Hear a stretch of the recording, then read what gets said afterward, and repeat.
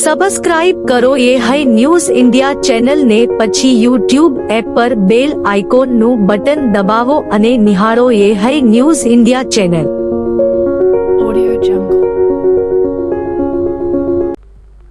બનાસકાંઠા જિલ્લાના વાવ તાલુકાના બાલુંત્રી ગામમાં ભારે વરસાદને કારણે પાણી ભરાઈ જવાથી પરિસ્થિતિ ગંભીર બની છે. વરસાદ પડ્યા બાદ અંદાજે 20 દિવસ વીતી ગયા હોવા છતાં ગામમાંથી પાણીનો નિકાલ ન થતા આજે ફરી એકવાર ગ્રામજનો મોટી સંખ્યામાં વાવ મામલતદાર કચેરીએ પહોંચ્યા હતા. ગ્રામજનોની માંગ છે કે પાણીનો નિકાલ થાય ત્યાં સુધી તેઓ ધરણા પર બેઠા રહેશે. ગામના યુવાનોએ મીડિયા સમક્ષ જણાવ્યું હતું કે ગામમાં હાલ સ્કૂલ બંધ છે, ગ્રામ પંચાયત બંધ છે, તો પણ જો કોઈનું અવસાન થાય તો સ્મશાન ભૂમિ પણ પાણીમાં ગરકા હોવાથી ઉપયોગ કરી શકાતી નથી. સમગ્ર ગામની એવી કોઈ જગ્યા સ્થિતિ નથી કે જ્યાં પાણી ભરાયેલું ન હોય. જો પાણીનો નિકાલ 1 મહિના સુધી નહીં થાય તો અંદાજે 500 થી 1000 હેક્ટર જમીન બગડી જવાની સંભાવના છે. ગામના સરપંચે જણાવ્યું હતું કે જિલ્લા કલેક્ટર તથા પ્રાંત કલેક્ટરને ટેલિફોનિક વાતચીત દ્વારા પરિસ્થિતિ અંગે જાણ કરવામાં આવી હતી, પરંતુ અત્યાર સુધી કોઈ પગલાં લેવામાં આવ્યા નથી. તેમણે વધુમાં સ્પષ્ટ કર્યું કે ગ્રામજનો હવે ધરણા પર બેઠા રહેશે. ભૂખે મરી જશું પણ પાણી નિકાલ સિવાય અહીંથી જવાના નથી તેમ જણાવ્યું હતું. મારું નામ ઋષિ વીરભણ, બાલુંત્રી માજી સરપંચ. અમારા ગામમાં છોકરાને ભણવાની તકલીફ પહેલી છોકરો નથી શેમમાંથી આવી શકતો. નિશાળમાં આવી જ નથી શકતો. શેમમાં અત્યારે ખેતી આ નેરે આવી એટલે બધા ખેતરમાં રહેવા જ્યાં છે.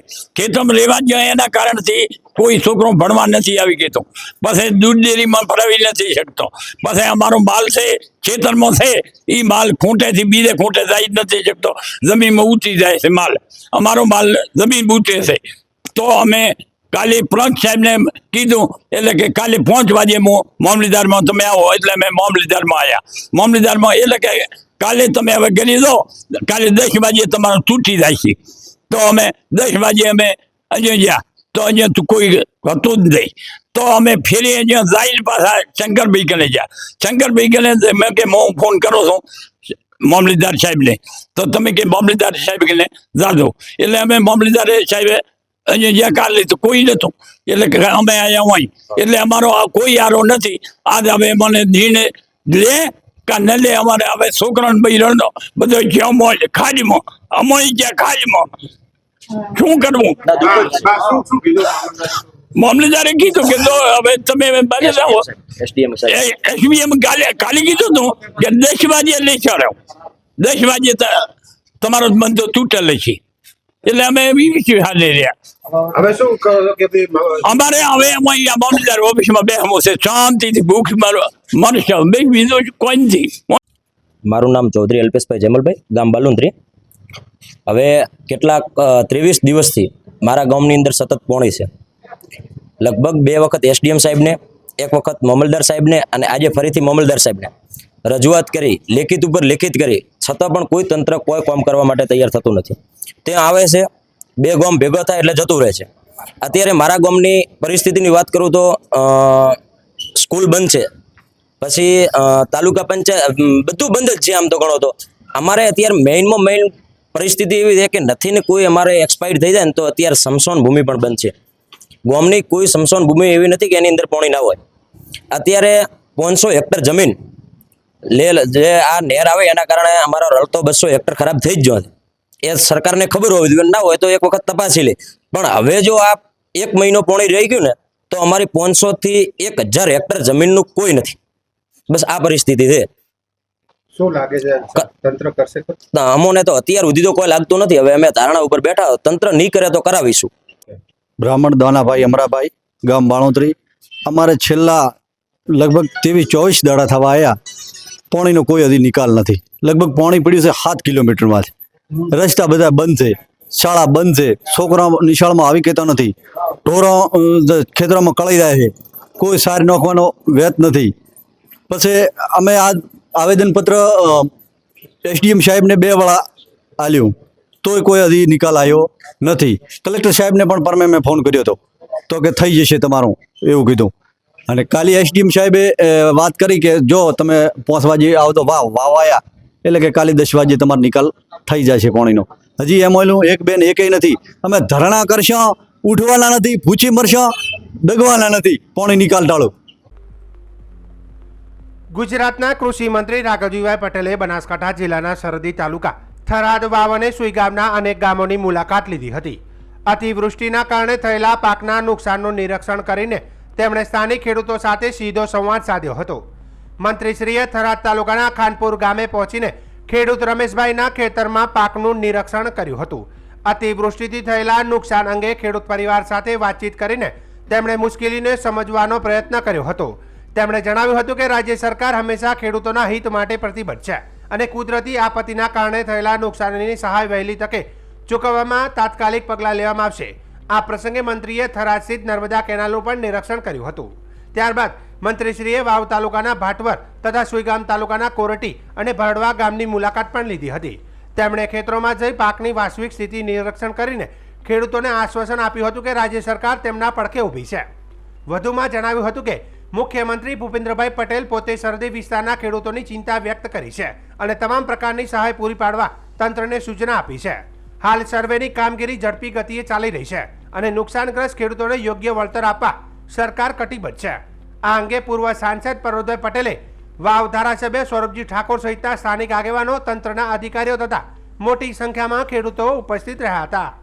આજે બનાસકાંઠા અને પાટણ જિલ્લામાં અતિવૃષ્ટિના કારણે ખેતીવાડીના પાકોને જે નુકસાન થયું છે એનું જાત નિરીક્ષણ કરવા હું અને અમારા ખેતીવાડી ખાતાના અધિકારીઓ અત્રે આવ્યા છીએ.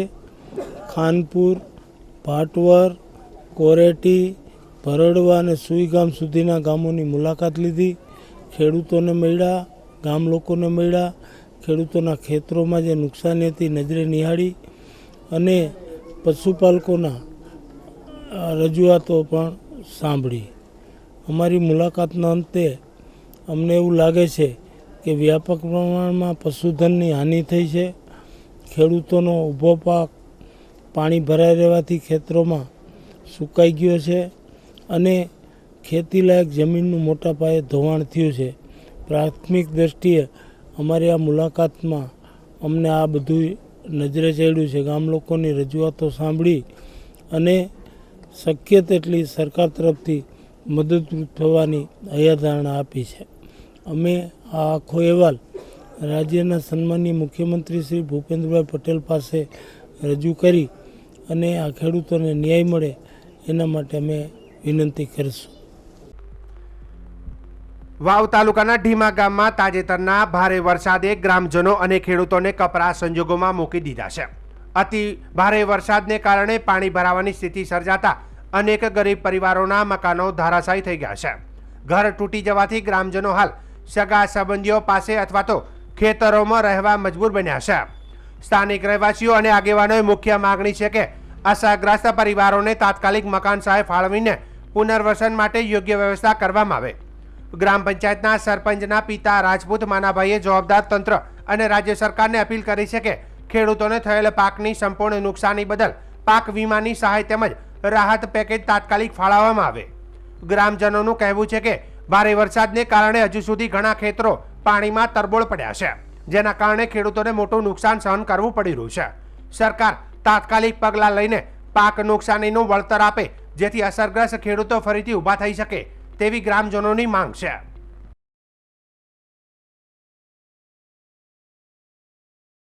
હું રાયચંદભાઈ ઠાકોરવાસનો સભ્ય થયો 11 વોર્ડનો પંચાયતનો, અને અમારા વોર્ડમાં બધે અધિકારીઓ બધા તપાસ કરાયો છે અને હજી રેને મળવા લાયકે તો કોઈ મળ્યું નથી. આવા અમારામાં બધાય દર્શાઈ થઈ ગયા છે મકાન, અને ઊંચાણના વિસ્તારમાં માલ સામાન લઈ અને ખેતરામાં ઊંચાણ રહેવા જ્યાં જાતા રહ્યા છે એવી હાલત મારી છે, ખૂબ ખરાબ.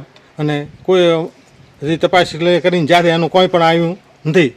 અધિકારીઓ આવીને તપાસ કરી જાય ઓર્ડર લઈને આવે, આવ્યું નથી કોઈ, ને કોઈ તપાસ.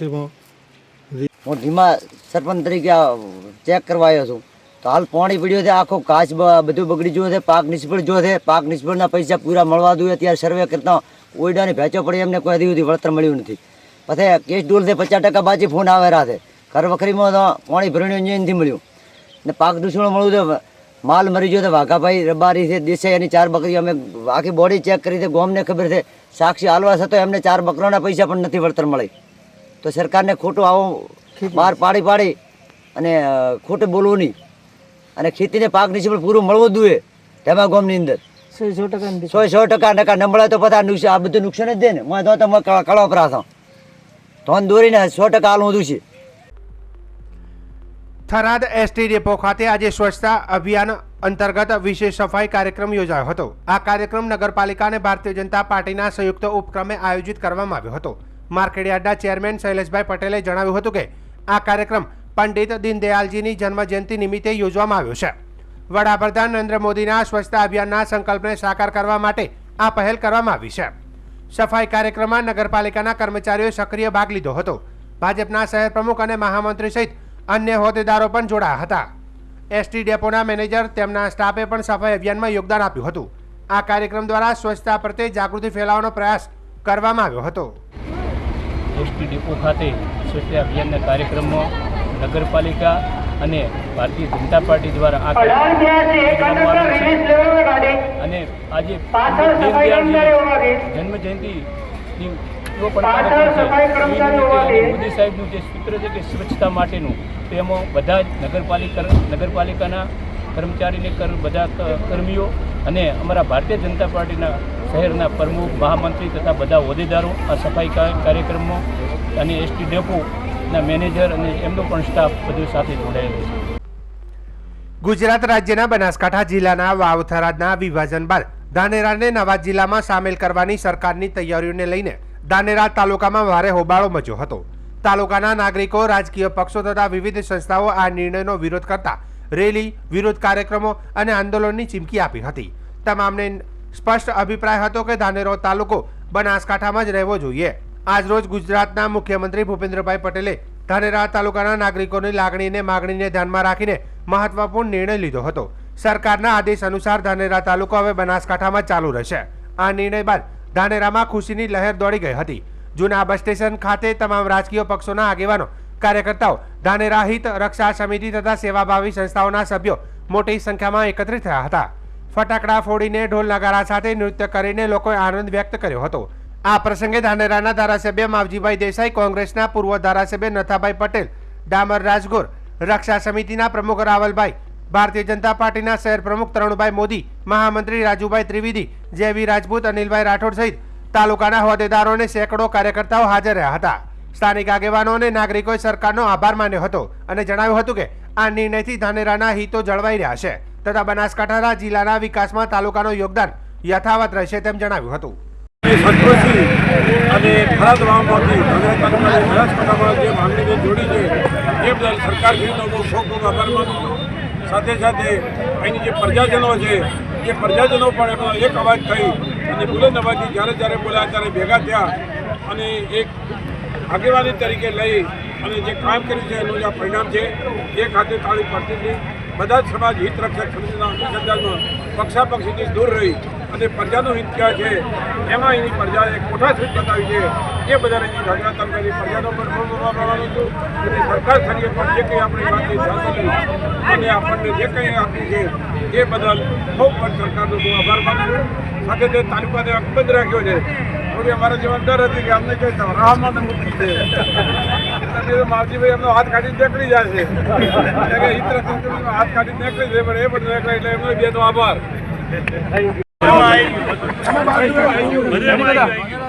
થોડો બૂમ પર રાખો. ઓકે, થોડો પાછો હો, બસ બધા રેડી સાહેબ. એક મિનિટ. કેટલું ખુશી છે ધાનેરાના લોકોમાં કે આજે ધાનેરા બનાસકાંઠામાં રહ્યું છે? ગુજરાત સરકાર દ્વારા આજે કેબિનેટમાં એક નિર્ણય કરવામાં આવ્યો કે અલગ અલગ તાલુકાની રચના કરવામાં આવી. એમાં બનાસકાંઠા જિલ્લામાં ધાનેરા તાલુકાનો સમાવેશ કરવામાં આવ્યો છે. યથાવત તારીખ 1 જાન્યુઆરી 2025ના રોજ સરકાર દ્વારા એક આવકારદાયક નિર્ણય કરવામાં આવ્યો હતો કે બનાસકાંઠા જિલ્લાનું વિભાજન કરી અને વાવ થરાદ જિલ્લાને એક નવરચના કરવામાં આવી હતી. જિલ્લાની જરૂરિયાત હતી અને અનુલક્ષીને સરકારનો નિર્ણય આવકારદાયક હતો. પણ ધાનેરા તાલુકાનો સમાવેશ જે વાવ થરાદ જિલ્લામાં કરવામાં આવ્યો હતો એના કારણે ધાનેરા તાલુકાની પ્રજાની ખૂબ તકલીફો વધી જતી હતી અને પ્રજા પણ થતી હતી.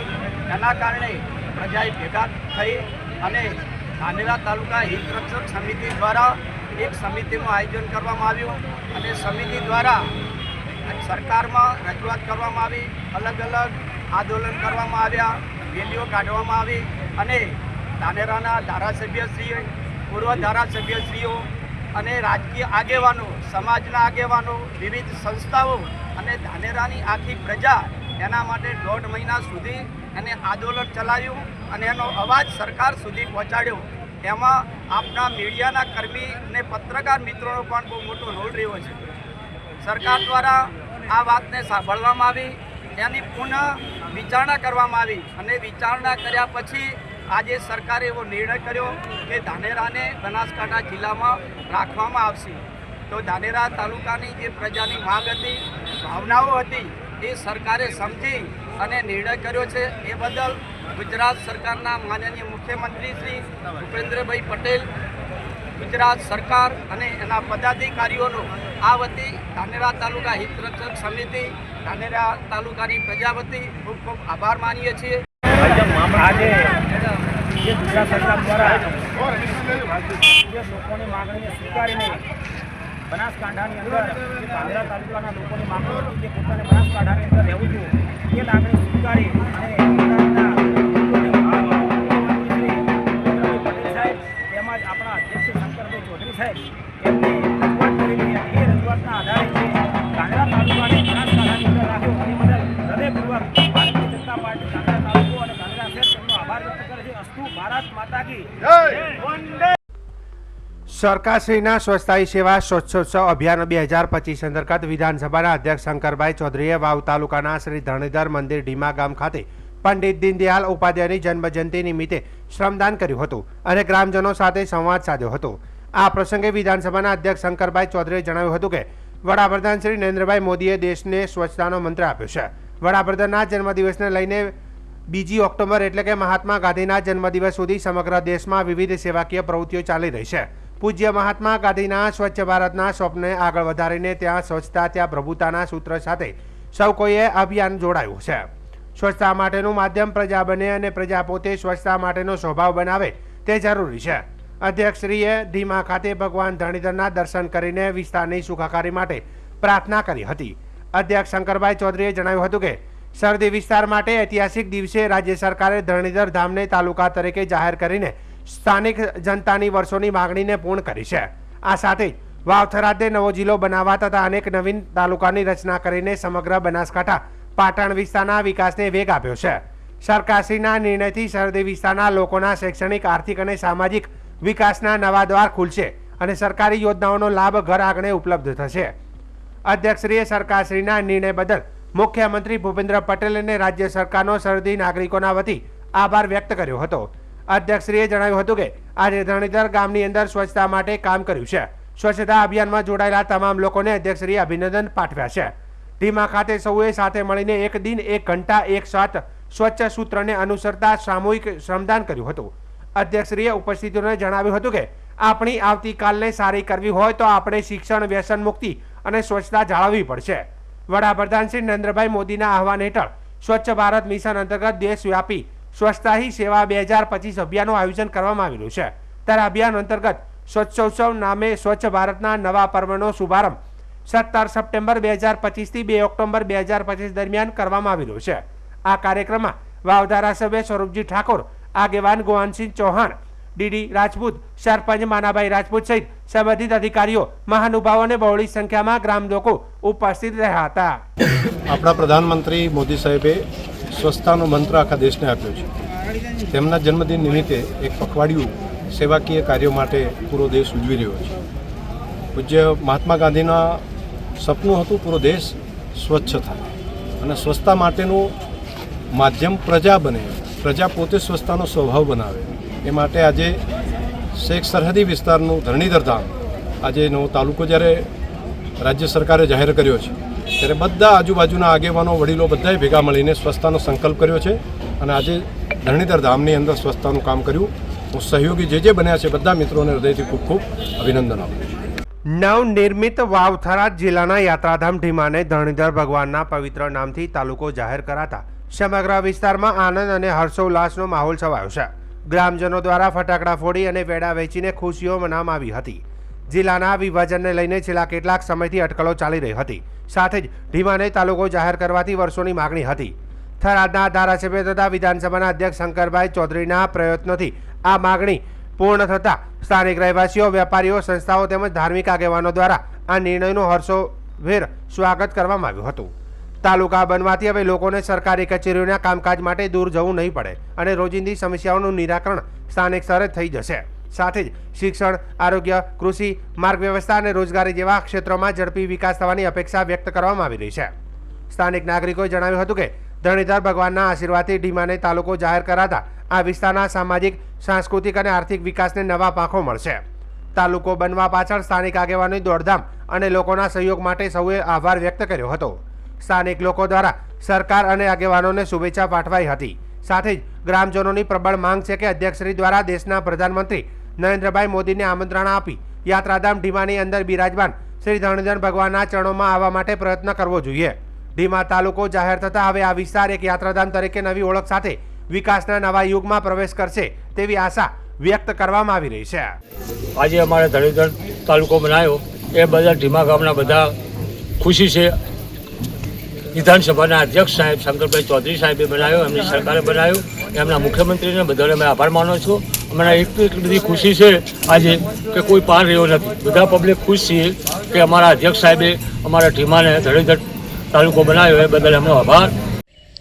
હું ઢીમા ગામમાંથી માનનીય અધ્યક્ષ સાહેબનો ખૂબ ખૂબ આભાર માનું છું કે અમારું ઢીમા ગામ ધરણીધર ભગવાનનું ધામ, મિની અંબાજી તરીકે પ્રખ્યાત જે ધરણીધરનું ધામ આવેલ છે અને ઢીમા ગામમાં જે આજ રોજ અમારે તાલુકો ધરણીધર નામથી જાહેર કરેલ છે, હું અધ્યક્ષ સાહેબનો દિલથી આભાર માનું છું. ગામ વતી પણ આપને ખૂબ ખૂબ અભિનંદન આપ. બનાસકાંઠા જિલ્લામાંથી વિભાજન બાદ નવા વાવ થરાદ જિલ્લાની રચના કરવામાં આવી છે. આ નવા જિલ્લામાં કુલ 8 તાલુકાનો સમાવેશ કરાયો છે, જેમાં 2 નવા તાલુકા ધરણીધર અને રાહનો સમાવેશ થાય છે. રાહ તાલુકામાં 32 ગામડાઓમાં સામેલ કરવામાં આવ્યો છે. થરાદથી આશરે 20 કિલોમીટર દૂર અને રાજસ્થાની સરહદને અડીને આવેલ રાહ ગામને તાલુકાનો દરજ્જો મળતા સ્થાનિકોમાં ભારે ખુશી જોવા મળી રહી છે. હાલમાં રાહ તાલુકામાં અનેક સુવિધાઓનો અભાવ છે, પરંતુ નવા તાલુકાની રચના થતાં સરકારી કચેરીઓ સ્થાનિક સ્તરે શરૂ થશે. આ નિર્ણયથી પશુપાલન વ્યવસાયને વેગ મળશે, વેપારીઓને લાભ થશે તેમજ યુવાનો માટે રોજગારીની નવી તકો ઊભી થશે. સ્થાનિક લોકોએ ફટાકડા ફોડી અને મીઠાઈ વહેંચીને આ નિર્ણયની ઉજવણી કરી હતી. સાથે જ લોકોએ વિધાનસભાના અધ્યક્ષ શંકરભાઈ ચૌધરી સહિત રાજ્ય સરકારનો આભાર વ્યક્ત કર્યો હતો.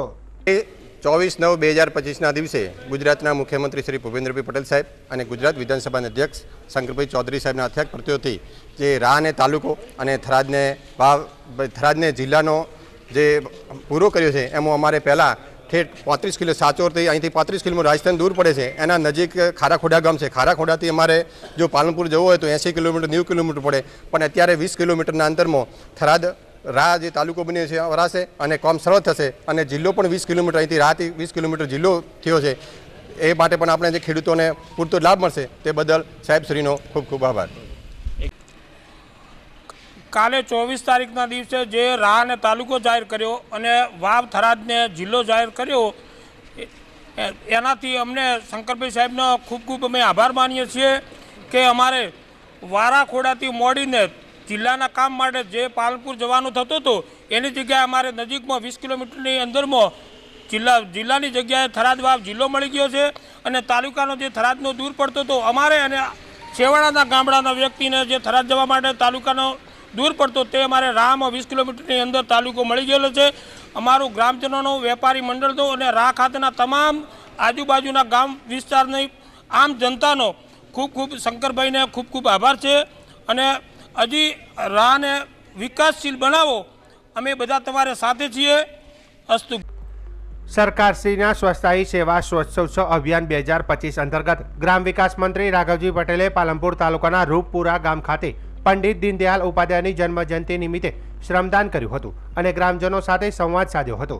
આ પ્રસંગે મંત્રી રાઘવજીભાઈ પટેલે જણાવ્યું હતું કે સ્વચ્છતા સાચી ભક્તિ છે અને આપણી સંસ્કૃતિનો અભિન્ન ભાગ છે. સ્વચ્છ ભારત, સ્વચ્છ ગુજરાત, સ્વચ્છ ગામના મહાસંકલ્પને સાકાર કરવા સૌ નાગરિકોને આ અભિયાનમાં જોડાઈને શ્રમદાન કરવા તેમણે આહવાન કર્યું હતું. ગ્રામ વિકાસ મંત્રીએ વડાપ્રધાન નરેન્દ્રભાઈ મોદીના સંદેશની યાદ કરતા જણાવ્યું હતું કે પૂજ્ય બાપુના સ્વચ્છ ભારતના સ્વપ્નોને વડાપ્રધાન નરેન્દ્રભાઈ મોદી પૂર્ણ કરી રહ્યા છે. દેશ સ્વચ્છતા તરફ આગળ વધે ત્યારે દરેક નાગરિકને અભિયાનમાં જોડાઈને પોતાનું ઘર, ગામ અને શહેરને સ્વચ્છ રાખવું જોઈએ. મુખ્યમંત્રી ભૂપેન્દ્રભાઈ પટેલના માર્ગદર્શન હેઠળ રાજ્યભરમાં સ્વચ્છતાને પ્રોત્સાહિત કરતી યોજનાઓ સફળતાપૂર્વક અમલમાં મુકાઈ છે તેમ કહી મંત્રીએ આ પ્રયાસમાં શ્રમદાન દ્વારા વધુમાં વધુ લોકો જોડાય તેવી આશા વ્યક્ત કરી હતી.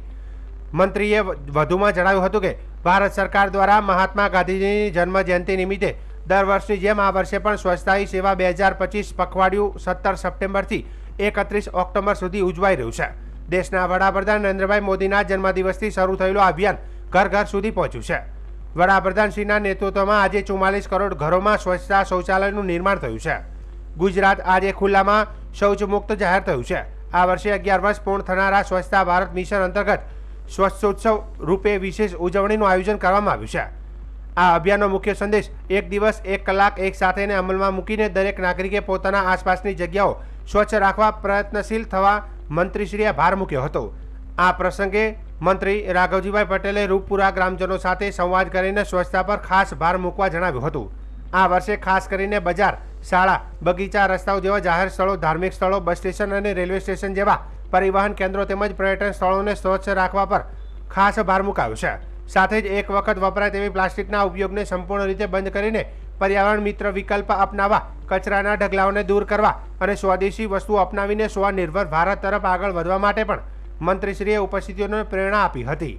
આ કાર્યક્રમમાં પાલનપુરના ધારાસભ્ય અનિકેતભાઈ ઠાકર, જિલ્લા કલેક્ટર મિહિર પટેલ, જિલ્લા વિકાસ અધિકારી એમ.જે. દવે, જિલ્લા ગ્રામ વિકાસ એજન્સીના નિયામક આર.આઈ. શેખ, સરપંચ નૈનાબેન પટેલ સહિત સંબંધિત અધિકારીઓ, મહાનુભાવો અને બહોળી સંખ્યામાં ગામ લોકો ઉપસ્થિત રહ્યા હતા. આજે સ્વર્ગસ્થ પંડિત દીનદયાળ ઉપાધ્યાયજીની જન્મદિવસની ઉજવણી નિમિત્તે સરકાર અને ભારતીય જનતા પાર્ટીનું સંગઠન આ દિવસને સ્વચ્છતા દિન તરીકે સમગ્ર ભારતમાં જ્યારે ઉજવી રહ્યું છે ત્યારે આપણા રાજ્યના માનનીય મુખ્યમંત્રી શ્રી ભૂપેન્દ્રભાઈ પટેલના નિર્દેશન હેઠળ આજે સમગ્ર રાજ્યમાં 1 કલાક આ કાર્યક્રમ સ્વચ્છતાનો લોકોના સાથ અને સહકારથી ભારતીય જનતા પાર્ટી અને સરકાર બંનેના સંયુક્ત સહકારથી આ કાર્યક્રમ ઉજવાઈ રહ્યો છે. કાર્યક્રમનો ભાગરૂપે આજે હું અહીંયા રૂપપુરા ગામમાં આ કાર્યક્રમમાં સામેલ થયો છું. આપણા વડાપ્રધાન નરેન્દ્રભાઈ મોદીનું સ્વપ્ન છે કે મહાત્મા ગાંધીજીના અધૂરા રહેલ સ્વપ્ન સ્વચ્છ ભારતને પૂર્ણ કરવું અને એના માટે નરેન્દ્રભાઈ મોદીએ વડાપ્રધાન બન્યા પછી અનેકવિધ પગલાઓ લીધા છે.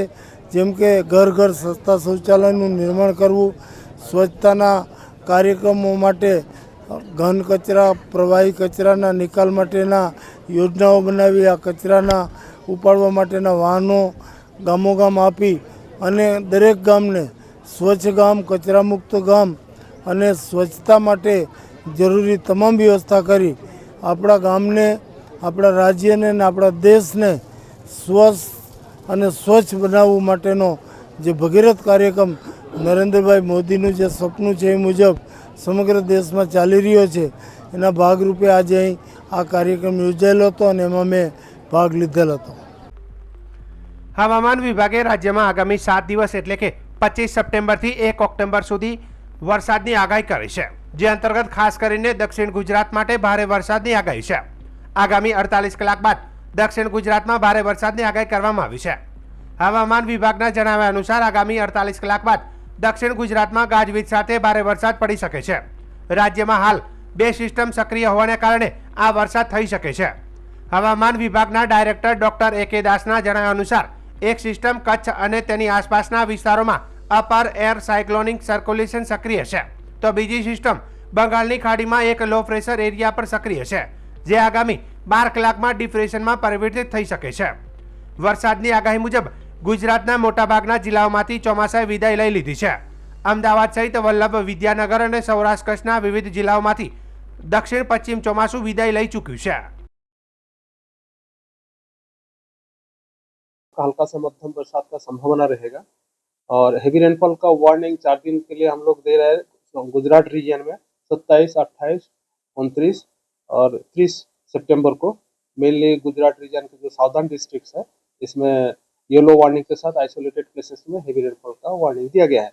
और जो हमारा सौराष्ट्र कच्छ के लिए हेवी रेनफॉल वार्निंग अगले 3 दिन के लिए दिया गया है, उसमें 28, 29 और 30 सितंबर को heavy rainfall warning yellow warning के साथ आइसोलेटेड प्लेसेस में पूर्वानुमान दिया गया है। थंडरस्टॉर्म वार्निंग अब हम दिए हैं 3 दिन के लिए, 27, 28, 29 आपका गुजरात रीजन के लिए और 28, 29 आपका सौराष्ट्र कच्छ रीजन के लिए थंडरस्टॉर्म वार्निंग दिया गया है।